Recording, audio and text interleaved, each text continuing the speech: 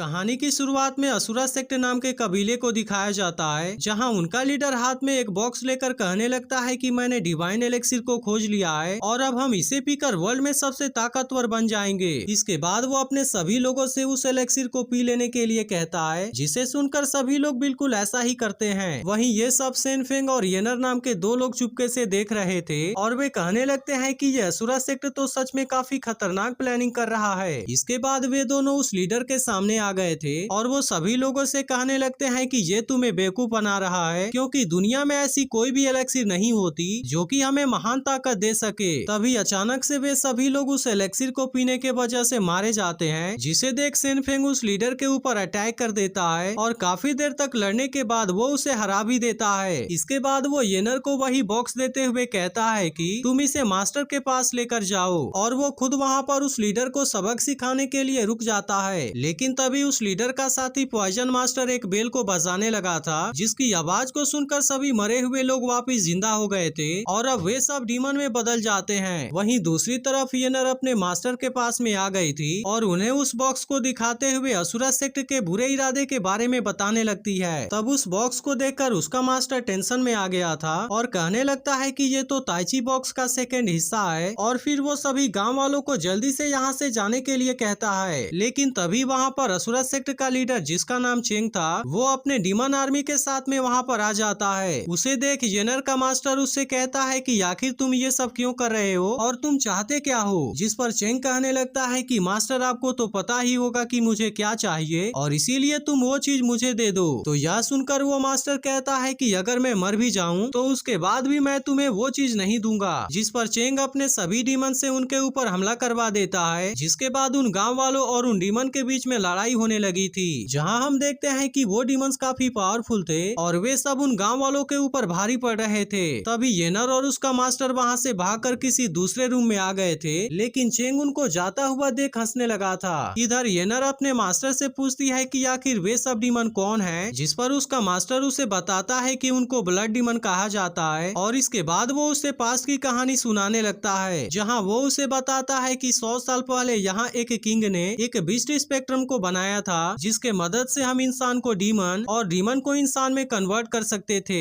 लेकिन 3 martial practitioner ने साथ मिलकर किंग को हरा कर उससे वो स्पेक्ट्रम ले लिया था, जिसके बाद उन तीनों ने मिलकर उस स्पेक्ट्रम का 2 हिस्सा कर दिया, जिसमें से एक हिस्सा हेवनली सेक्ट के सियाओ वेंग ने रखा, जबकि दूसरा हिस्सा मेरे मास्टर ने ताइची बॉक्स के अंदर रख दिया। और मेरे मास्टर के अलावा केवल ड्रैगन गेट का सिकाडा मास्टर ही ताइची बॉक्स को खोलने का तरीका जानता है, जिसके मदद से हम इन डीमन को सही कर सकते हैं। इसके बाद वो एक सीक्रेट जगह से ताइची बॉक्स को निकालकर येनर को देते हुए उसे ड्रैगन गेट जाने के लिए कहता है, जबकि वो खुद चेंग को रोकने के लिए वहीं पर रुक जाता है। इसके बाद वो उन सभी डीमंस के साथ में फाइट करने लगा था, जहां वो उन सभी के ऊपर अकेले ही भारी पड़ने लगता है। तभी वहां पर हेवनली सेक्ट का मास्टर जेंग चिंग आकर उस मास्टर को मार देता है। इसके बाद चेंग जेंग चिंग से माफी मांगते हुए कहता है कि मैं उस बॉक्स को हासिल नहीं कर पाया, जिस पर जेंग चिंग कहता है कि उस बॉक्स को हासिल करने के लिए मैं तुम्हें आखिरी मौका देता हूँ। वहीं दूसरी तरफ सेनफेंग उन डीमंस के साथ में अकेले ही फाइट कर रहा था, जहां वो उनसे लड़ते लड़ते काफी इंजर्ड हो चुका होता है। लेकिन तभी वहां पर उसका मास्टर, जो कि ड्रैगन गेट का मास्टर था, वो उसे बचा लेता है और फिर वो उसे अपने सेक्ट में लाकर उसे हील करने लगता है। जिसके बाद सेनफेंग की लवर सियाओ चिंग उस मास्टर से पूछती है कि सेनफेंग की हालत कैसी है, जिस पर वो मास्टर उसे बताता है कि इसके अंदर पॉइजन जा चुका है, लेकिन मैंने तो अभी इसके मेरिडियंस को ब्लॉक कर दिया है, जिसके वजह से इसके अंदर का पॉइजन अब और ज्यादा नहीं फैलेगा। तभी इसी बीच वहाँ पर येनर भी आ गई थी और वो रोते हुए उसे सारी बात बताते हुए कहती है कि मेरे मास्टर मारे जा चुके हैं। तभी सेनफेंग खड़ा होते हुए कहता है कि मैं येनर के मास्टर और विलेज वालों के मौत का बदला जरूर लूंगा। उसी वक्त उसका मास्टर बताने लगता है कि हेवनली सेक्ट इस बॉक्स को इसलिए पाना चाहता है ताकि वो इसके अंदर के स्क्रिप्चर को डिस्ट्रॉय कर दे, जिसके बाद कोई भी उसके डीमन आर्मी को वापस सही ना कर पाए। फिर वो आगे उन्हें बताता है कि ये ताइची बॉक्स मेटोराइट से बना हुआ है, जिसे कोई भी डिस्ट्रॉय नहीं कर सकता और केवल सही स्पेल के मदद से ही हम इस बॉक्स को ओपन कर सकते हैं। तो यह सुनकर सेनफेंग अपने मास्टर से पूछता है कि क्या आपको वो स्पेल पता है, जिस पर उसका मास्टर जवाब देता है कि केवल सियाओलू उसके बारे में जानता है। इसके बाद वे सेनफेंग को कहते हैं कि तुम्हारे अंदर अभी पॉइजन है, जिसको हुआ द आयरन बोन्स ही सही कर सकता है, और इसीलिए वो सेनफेंग को बटरफ्लाई वैली में जाने के लिए कहते हैं। वहीं हम देखते हैं कि कि कोई इनकी बातों को छुपकर सुन रहा था। तभी चेंग के सभी लोग ड्रैगन गेट के ऊपर हमला कर देते हैं और चेंग अपने कुछ लोगों के साथ अंदर आकर येनर से ताइची बॉक्स मांगने लगता है, जिस पर सेन फेंग का मास्टर सेन फेंग को वो बॉक्स देते हुए वहाँ से भाग जाने के लिए कहता है, जबकि वो खुद चेंग से लड़ने के लिए रुक जाता है। इसके बाद सेन फेंग, सियाओ चिंग और येनर वहाँ से भागने लगे थे। इधर ड्रैगन गेट का मास्टर चेंग के साथ में फाइट कर रहा था, जहाँ वो मास्टर चेंग पर भारी पड़ रहा था और वो उसे काफी इंजर्ड भी कर देता है। लेकिन तभी चेंग धोखे से उस मास्टर के आंखों में कोई पावर डालकर उसको अपने तलवार से मार देता है। वहीं दूसरी तरफ हम चेंग के कुछ लोगों को देखते हैं जो कि सेन फेंग और बाकी लोगों के साथ में फाइट कर रहे थे। लेकिन तभी इसी बीच सियाओ चिंग नीचे खाई में गिर जाती है, इसलिए यह देखकर सेन फेंग रोने लगा था, क्योंकि पॉइजन के वजह से वो फ्लाई करके उसे बचा भी नहीं सकता था। तभी इसी बीच वहाँ पर चेंग आकर काफी स्पीड में येनर को भी मार देता है। इसके बाद वो सेन फेंग से उस बॉक्स को मांगने लगा था, लेकिन सेन फेंग उस बॉक्स को अपने हाथ में लेकर खुद भी उस खाई में जंप लगा देता है। यह देखकर चेंग को काफी गुस्सा आ जाता है और वो वापिस हेवनली सेक्ट में आकर जेन चिंग को सारी बात बताता है। यह सुनकर जेन चिंग गुस्से में चेंग को मारने लगा था, लेकिन तभी पॉइजन मास्टर उसे शांत कराते हुए कहता है कि सेन फेंग उस खाई से नीचे गिरने के बाद जरूर ही मर गया होगा, इसलिए हम अपने लोगों को नीचे भेजकर उस बॉक्स को खोज सकते हैं। वहीं दूसरी तरफ हम एक मोंक को देखते हैं, तभी उसे रास्ते के किनारे सेन फेंग की बॉडी दिखाई देती है और जब वो चेक करता है तो पता चलता है कि वो अभी भी जिंदा है, इसीलिए वो उसे वहाँ से लेकर बाहर आ जाता है। इसके बाद हम एक दूसरे वॉरियर को देखते हैं और तभी वो नदी में सियाओ चिंग की बॉडी को बहते हुए देखता है। वहीं दूसरी तरफ मोंक ने सेन फेंग का इलाज कर दिया था और वे दोनों बातें करते हुए कहीं पर जाने लगे थे। तभी वो लोग वहाँ पर सियांग नाम की लड़की को असुरा सेक्ट के लोगों के साथ में फाइट करते हुए देखते हैं, जहाँ वो उन लोगों को काफी आसानी से हरा देती है। वहीं उधर हम सियाओ चिंग को देखते हैं जो कि अभी भी जिंदा थी, क्योंकि उस वॉरियर ने उसे बचा लिया था। लेकिन तभी हमें पता चलता है कि सियाओ चिंग की याददाश्त जा चुकी है। वहीं सेन फेंग उस मोंक और सियांग के साथ में बटरफ्लाई वैली में आ गया था, लेकिन तभी उनका पीछा करते करते असुरा सेक्ट के लोग भी वहाँ पर आ जाते हैं, जिसके बाद उन सभी के बीच में फाइट होने लगती है, जहाँ फाइट करते हुए मोंक गलती से एक सीक्रेट रास्ते में गिर जाता है और इसे देखकर सेन फेंग और सियांग भी उसके अंदर चले जाते हैं। इधर वो तीनों एक अजीब से जगह पर आ गए थे, जहाँ पर उन्हें समझ में नहीं आ रहा था कि आगे अब उनको क्या करना चाहिए। तभी वहाँ पर एक पागल आदमी आकर सेन फेंग को सूंघने लगता है और फिर कहता है कि तुम्हारे अंदर तो काफी खतरनाक पॉइजन है, और वो पागल आदमी असल में हु द आयरन बोन्स ही होता है। फिर सेन फेंग उससे कहता है कि मास्टर प्लीज आप मेरे अंदर के पॉइजन को खत्म कर दीजिए, जिस पर वो मास्टर कहता है कि मैं तो तुम्हारे अंदर के पॉइजन को खत्म कर दूंगा, लेकिन इसके लिए एक कंडीशन है, और इसीलिए इसके बदले तुम्हें पॉइजन मास्टर का सिर काट कर लाना होगा। तो यह सुनकर सेन फेंग प्रॉमिस करता है कि मैं आपको पॉइजन मास्टर का हेड लाकर जरूर दूंगा, जिसके बाद वो सेन फेंग के अंदर से सभी पॉइजन को बाहर निकाल देता है और वो वहाँ एक दरवाजे को ओपन कर देता है, जिससे वे सभी वहाँ से बाहर चले जाते हैं। इसके बाद अगले सीन में हम एक मार्केट का सीन देखते हैं, जहाँ सेन फेंग मोंक और सियांग के साथ में आ गया था और वहीं वो वॉरियर भी सियाओ चिंग के साथ में घूम रहा होता है, जहाँ वो सियाओ चिंग को बताने लगता है कि वो अपने सेक्ट का सबसे ताकतवर आदमी था, जिसके वजह से वो यहाँ के फेमस वॉरियर सेन फेंग के साथ में फाइट करने के लिए आया हुआ था। तभी इसी बीच वहाँ पर असुरा सेक्ट के लोग आकर सेन फेंग को चारों तरफ से घेर लेते हैं। इधर सेन फेंग उन सभी लोगों को हरा कर एक बोट से वहाँ से भागने लगा था, लेकिन तभी इसी बीच उसकी नजर सियाओ चिंग के ऊपर जाती है, जिसको देखकर वो बोट को रोकने के लिए कहने लगता है, लेकिन इस पर वो मोंक उससे कहता है कि हम ऐसा नहीं कर सकते।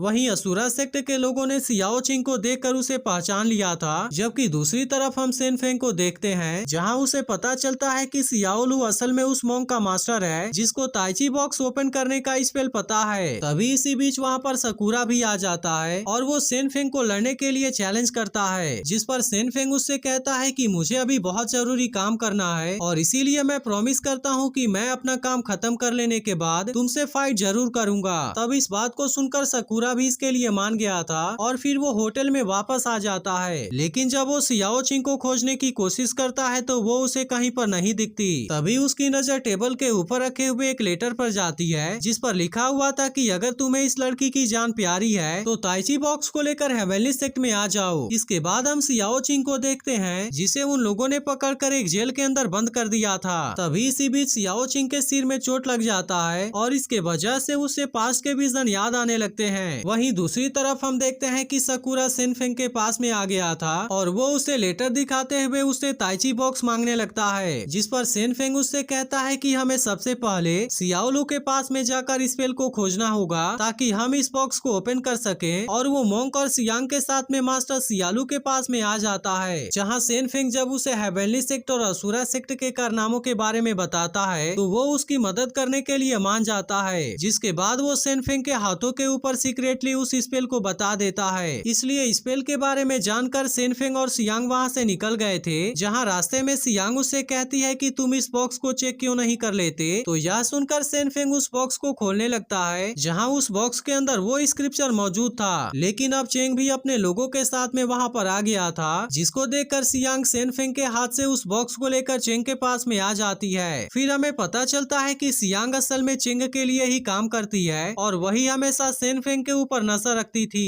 इसके बाद चेंग और सियांग अपने लोगों से सेन फेंग को मार देने के लिए कहकर वहाँ से चले जाते हैं। फिर सेन फेंग उन सभी लोगों के साथ में फाइट करने लगा था। इधर चेंग और सियांग हेवनली सेक्ट में आ गए थे, जहाँ स्पेक्ट्रम का दूसरा हिस्सा पाकर जेनचिंग खुश होते हुए कहने लगता है कि फाइनली मेरे सालों का सपना पूरा होने वाला है। इसके बाद वो उस स्पेक्ट्रम को प्रैक्टिस करने के लिए वहाँ से चला जाता है। वहीं सेन फेंग भी हेवनली सेक्ट में आ गया था, जहाँ रास्ते में चेंग अपने लोगों के साथ सियाओ चिंग को पकड़े हुए खड़ा था और वो सेन फेंग का मजाक भी उड़ाने लगा था। इसके बाद वो अपने लोगों से सेन फेंग को मार देने के लिए कहता है। इसलिए यह सुनकर असुरा सेक्ट के सभी लोग सेन फेंग के ऊपर अटैक कर देते हैं, लेकिन सेन फेंग उन सभी को काफी आसानी से हरा देता है। तभी पॉइजन मास्टर ने अपना बेल बजाकर वहाँ सभी डीमन आर्मी को बुला लिया था, जिसके बाद उन डीमंस और सेन फेंग के बीच में लड़ाई होने लगी थी, लेकिन काफी देर तक फाइट करने के बाद सेन फेंग उन डीमंस को भी हरा देता है। यह देखकर चेंग और सियांग खुद सेन फेंग से लड़ने के लिए आ गए थे और अब इस तरह से उन तीनों के बीच में बहुत ही शानदार फाइट होने लगी थी।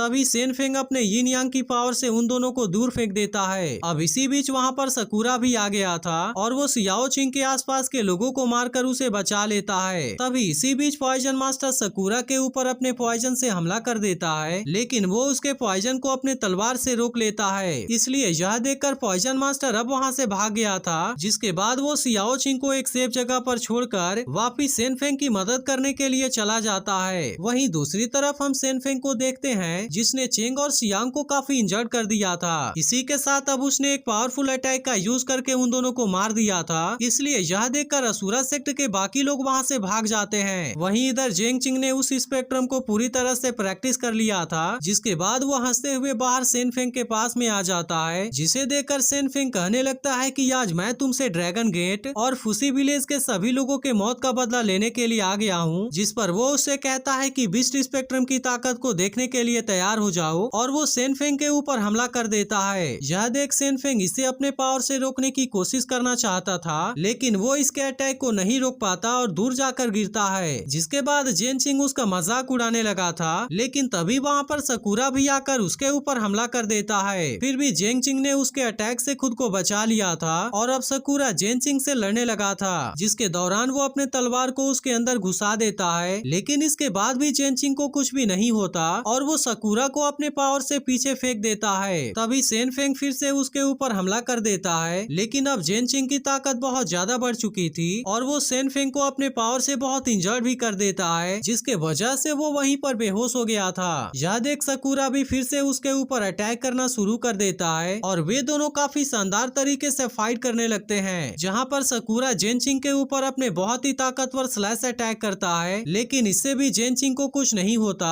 और वो अपने पावर से सकूरा को भी इंजर्ड कर देता है। जिसके बाद वो हंसते हुए कहता है कि अब इस दुनिया पर मुझे राज करने से कोई नहीं रोक सकता। तभी सेन फेंग को मास्टर सियालू के साथ में अकेले में किया हुआ बात याद आने लगा था, जहाँ उन्होंने सेन फेंग को ताइची की एनर्जी के बारे में बताया था और उन्होंने उसे ताइची की टेक्निक बताते हुए कहा था कि ताइची की पावर हेवन और अर्थ की ऑरा से मिलकर बनी हुई है, जिसे इस दुनिया में कोई भी नहीं रोक सकता, और इसे सेन फेंग ने वहाँ पर प्रैक्टिस भी किया था। इसके बाद सेन फेंग को भी होश आ गया था और फिर वो खड़ा होते हुए ताइची के अल्टीमेट स्ट्राइक से जेन चिंग के ऊपर हमला कर देता है, जिसे जेन चिंग अपने बिस्ट स्पेक्ट्रम के पावर के मदद से रोकना चाहता था, लेकिन इसके दौरान वो इसमें काफी इंजर्ड हो जाता है और उसके मुंह से ब्लड भी आने लगा था। तभी सेन फेंग अपने फुल पावर से उसके ऊपर फिर से हमला कर देता है और इस तरह से उसे और भी बुरी तरह से इंजर्ड कर देता है। यह देखकर जेन चिंग कहने लगता है कि आखिर मेरा बिस्ट स्पेक्ट्रम कैसे हार गया, और वो इतनी बात कहकर वहीं पर मर जाता है। वहीं उधर दूसरी तरफ हम पॉइजन मास्टर को देखते हैं जो कि एक कमरे के अंदर छुपा हुआ था, लेकिन तभी वहाँ पर सेनफिंग और सकूरा आ जाते हैं, जिनको देखकर पॉइजन मास्टर खुद ही पॉइजन खाकर मर जाता है। इधर सियाओ चिंग को सेनफिंग के बारे में चिंता हो रही थी और जब वहाँ पर सेनफिंग और सकूरा आते हैं तो